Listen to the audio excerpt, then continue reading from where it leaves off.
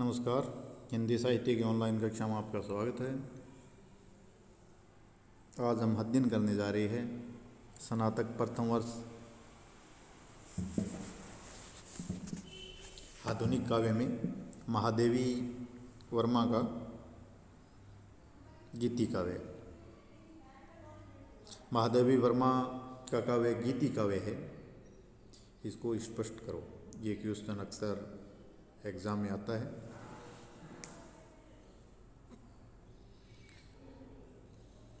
पाश्चात्य समीक्षा शास्त्र में गीति काव्य को लिरिक काव्य है, अर्थात ऐसा काव्य जिसको गाया जा सके, जिसको स्वेच्छानुसार गाया जा सकता है। गीति काव्य छायावाद के शुभारंभ के साथ ही भारतीय काव्य में प्रचलित हुआ। भारतीयों पाश्चात्य विद्वानों ने गीति काव्य की अनेक परिभाषाएं दी है, किंतु यहाँ कुछ विद्वानों की परिभाषाएं दी जा रही है। कुछ विद्वानों ने यहाँ परिभाषा दी है, उनकी हम यहाँ चर्चा करेंगे, जिसमें पाश्चात्य विचारक भी है और अपने भारतीय विचारक भी है।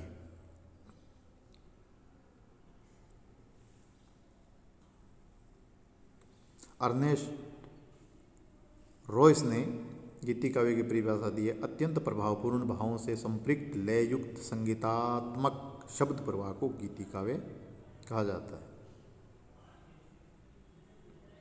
इसी प्रकार महादेवी वर्मा ने गीति काव्य की बड़ी सुंदर परिभाषा दी है। महादेवी वर्मा के अनुसार सुख दुख की भावावेशमयी अवस्था विशेष का गिने चुने शब्दों में स्वर साधना के उपयुक्त चित्रण कर देना ही गीति काव्य है। इसमें भावात्रय के कारण मर्म स्पर्शी भावना होती है। जयशंकर प्रसाद ने अपने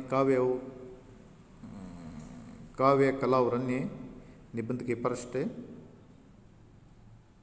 जयशंकर प्रसाद ने काव्य कलावरण्य निबंध रचना में गीति काव्य की जो परिभाषा दी है वो इस प्रकार है। आधुनिक गीति काव्य वह है जिसमें पौराणिक युग की किसी घटना अथवा देश विदेश की सुंदरी के बाह्य वर्णन से भिन्न वेदना के आधार पर स्वानुभूति में ही अभिव्यक्ति होती है। कुल मिलाकर जयशंकर प्रसाद ने वेदना के आधार स्वानुभूति में ही अभिव्यक्ति को गीति काव्य कहा है, जिसमें ध्वन्यात्मकता, लाक्षणिकता, सौंदर्य में प्रतीक विधान, उपचार वक्रता के साथ साथ स्वानुभूति की विवृत्ति भी होती है। कुल मिलाकर हम इस सारांश पर पहुँचते हैं कि गीति काव्य उस आत्मानुभूति व्यंजक कविता को कहा जाता है जिसमें हृदय के मनोभावों की छोटे रूप में संगीत में सुंदर कोमल अभिव्यक्ति होती है। महादेवी वर्मा के जो पद है वो गीति काव्य है, उनको हम गीति काव्य की कसौटी पर कसते हैं।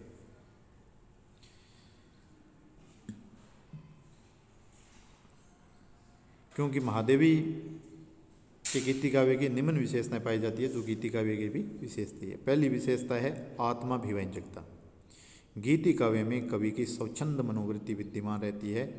उसमें कवि अपने वैयक्तिक सुख दुख, हर्ष विषाद, रोदन हास, करुणा आनंद नामक संचित आत्मानुभूतियों की मधुर स्वर संगीत के साथ अभिव्यक्ति करता है। इसमें व्यक्तिगत जीवन के सुख दुखों की व्यंजना होने पर भी विश्व को व्याकुल बनाने की क्षमता विद्यमान होती है। महादेवी के गीत उनकी वैयक्तिक सुख दुख की तीव्रतम अनुभूति होने के कारण हमें कवित्री की आत्मवेदना के साथ जोड़ते हैं। जैसे विरह का जलजात जीवन, विरह का जलजात, वेदना में जन्म, करुणा में मिला आवास। तो यहाँ क्या है? आत्माभिव्यंजकता है। ठीक है, उनकी वैयक्तिक वेदना इस पद के माध्यम से दिखाई देती है।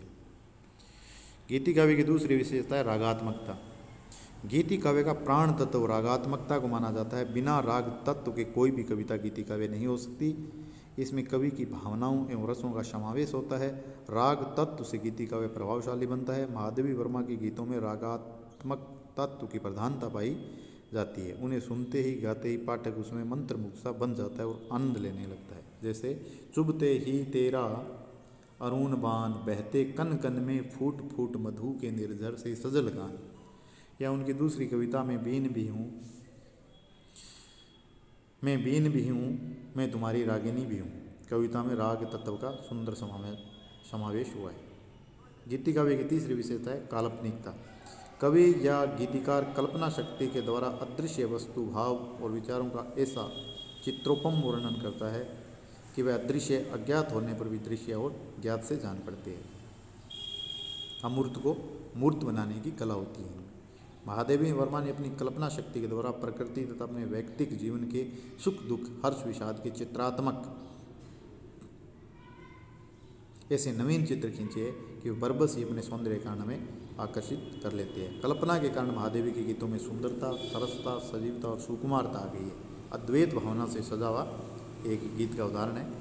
बीन भी हूँ मैं तुम्हारी रागिनी भी हूँ, नयन में जिसके जलत व तर्षित चातक हूँ, शलभ जिसके प्राण में निठुर दीपक हूँ, फूल को उर में छिपाई विकल बुलबुल हूँ, एक होकर दूर तन से छाँ वह चल हूँ, दूर तुम से हूँ अखंड सुहागिनी भी। संगीतात्मकता। गीति काव्य का मूल आधार संगीतात्मकता मानी गई है, क्योंकि बिना संगीत के गीत को गाया नहीं जा सकता और वह एक कदम भी आगे नहीं बढ़ सकता। संगीत ही गीति काव्य को मधुर, भावमय, चेतनाशील, अनुभूति में आरोह अवरोह से मार्मिक बनाता है। महादेवी का गीति काव्य संगीत की सुरों, उतार चढ़ाव, लय, भावपूर्णता और गहनता से भरा हुआ है। कोमलकांत पदावली में नाद सौंदर्य का समावेश हुआ है। रूप सी तेरा के घन के पास, बीन भी हूँ मैं तुम्हारी रागिनी भी हूँ, मैं नीर भिरी दुख की बदली इत्यादि कविताओं में संगीत देखा जा सकता है।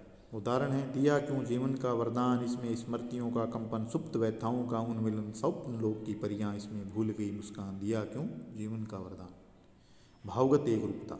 गीति काव्य में आदि से अंत तक एक ही भाव और विचार होना आवश्यक है। गीति कवि अपने गीत में प्रारंभ से अंत तक संगीत की सीमाओं में बंधा हुआ एक ही भाव या विचार की मधुर अभिव्यक्ति करता है। यह एक रूपता बीच बीच में कहीं खंडित नहीं होती। महादेवी वर्मा अपने गीतों में विरह, व्यथा, करुणा, प्रेम, सौंदर्य, भक्ति इत्यादि भावनाओं को आरंभ से अंत तक संगीत के माधुर्य में बांधे रखकर खंडित नहीं होने देती। मतलब इनके जो मीरा शौरी, महादेवी वर्मा के जितने भी कविताएं हैं वो एक भाव को लेकर ही चली है आदि से अंत तक।